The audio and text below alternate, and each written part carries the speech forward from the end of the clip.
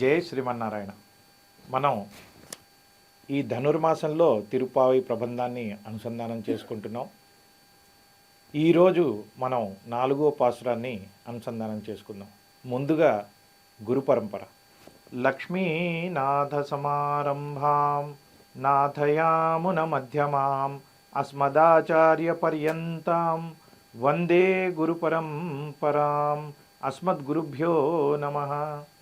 ஆழிமலை கண்ணா ஒன்று நீ கை கரவேல் ஆழியுள் புக்கு முகுந்து கொடார்த்தேரி ஊழி முதல்வனுருவம்போல் மெய்கரத்து பாழியந்தோளுடை பத்மநாபன் கையில் ஆழிபோல் மின்னி வலம்புரி போல் நின்றதிறந்து தாளாதேசாங்கமுதைத்த செரமலை போல் வாழ உலகினில் பெய்திடாய் நாங்களும் మార్గళి నీరాడ మగిళిందేలోరెంబావాయ్.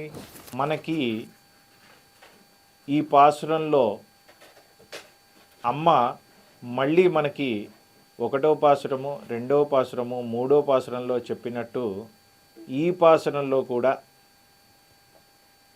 మార్గశీర్ష స్నాన మహత్యాన్ని ఆవిడ తెలుపుతున్నారు. ఈ 4వ పాసురంలో ఆండాళ్ తల్లి స్వామిని కారు మేఘంతో పోల్చింది. ఇంకా ఆవిడ స్వామిని ఏ విధంగా స్తోత్రం చేస్తూ ఉందంటే, ఓ స్వామి, నీవు నల్లని కారు మేఘమై సముద్రం మధ్యలో దూరి అందులో ఉన్న నీటినంతా పీల్చుకొని అలా పైకెగసి సుదర్శన చక్రము వలె తిరుగుతూ వచ్చి గంభీరమైన నాదంతో నీ ధనుస్సు నుండి వెలువడేటువంటి బాణ వర్షములాగా మా మీద వర్షించి మా మార్గళి స్నానము అనేటువంటి ఒక నియమాన్ని మేము పూర్తి చేయడానికి మాకు సహాయం చెయ్యి అని స్వామిని వేడుకుంటోంది. మనం మళ్ళీ ఈ 4వ పాసురాన్ని అనుసంధానం చేసుకుందాం.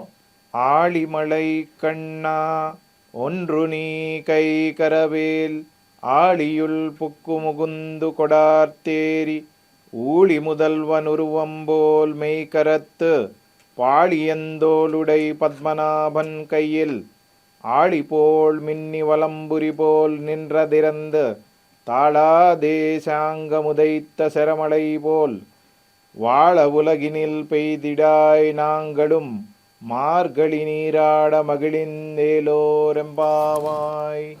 జై శ్రీమన్నారాయణ.